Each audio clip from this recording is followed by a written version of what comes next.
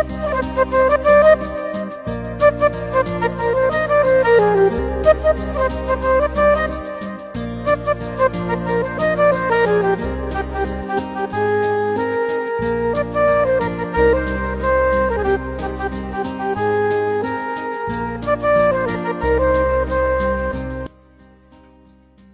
अब हम कोणों के प्रकार के बारे में जानें। सबसे पहला शून्य कोण।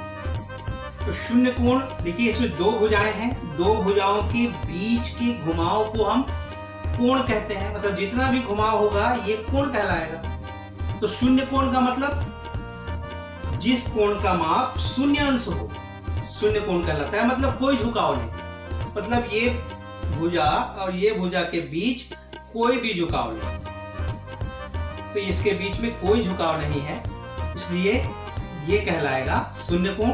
तो शून्य कोण हम किसे कहेंगे? जिस कोण का माप शून्य अंश होता है उसे शून्य कोण कहते हैं। तो आप देख सकते हैं इसमें कोई झुकाव नहीं है, दोनों भुजाएं समपाती हैं। अब अगला कोण है सरल कोण। तो सरल कोण किसे कहते हैं हम? वह कोण जिसका माप 180 अंश का होता है उसे सरल कोण कहते हैं। वह कोण जिसका माप 180 अंश का होता है उसे सरल कोण कहते हैं। तो आइए देखें, इसी में से इस तरह से झुकाव बढ़ाएं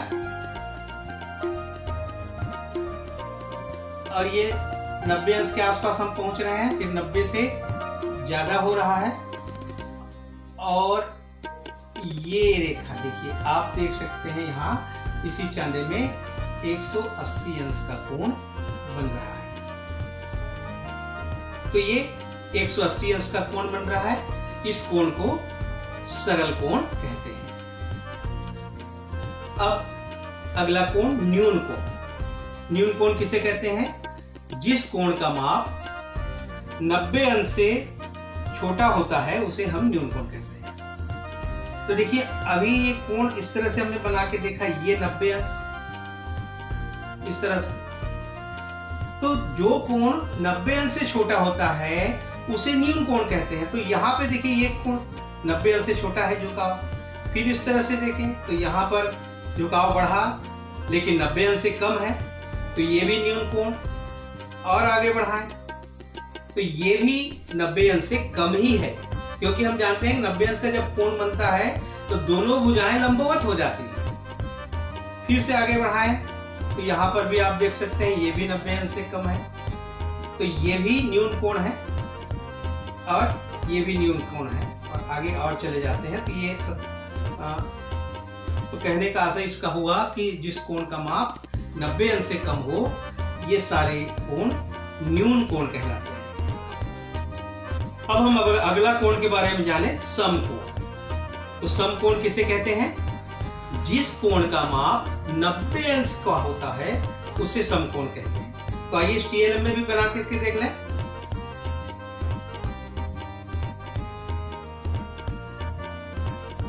देखिए, इसमें टीएलएम में ये भुजा और ये भुजा दोनों के बीच में जो झुकाव है, इस चांदे से हम पाठ को पढ़ लें तो ये भुजा 0 पर है और ये भुजा बता रहा है 90 अंश। तो ये जो 90 अंश का कोण है इस कोण को समकोण कहते हैं। तो जिस कोण का माप 90 अंश का हो वो समकोण कहलाता है। अब अधिक कोण। अधिक कोण किसे कहते हैं? उससे पहले देखिए, ये जो आकृति बनी है यह है समकोण की। समकोण जिस कोण का माप 90 अंश हो वो है समकोण। अब अधिक कोण, तो जिस कोण का माप 90 अंश से अधिक हो, अभी ये 90 अंश के बराबर है, इससे ज्यादा होना चाहिए। जिस कोण का माप 90 अंश से अधिक हो लेकिन 180 अंश से कम हो वो अधिक कोण कहलाता है। तो देखिए, इससे ज्यादा होना चाहिए, ये 90 अंश का है, तो ज्यादा मतलब इस तरह से झुकाव बढ़ेगा, ये 90 से ज्यादा हुआ, तो इस तरह से ये सब अधिक कोण है, ये सब अधिक कोण है।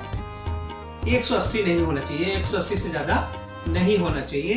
तो जिस कोण का माप, ये अधिक कोण है, जिस कोण का माप 90 अंश से ज्यादा लेकिन 180 अंश से कम हो वो अधिक कोण कहलाता है।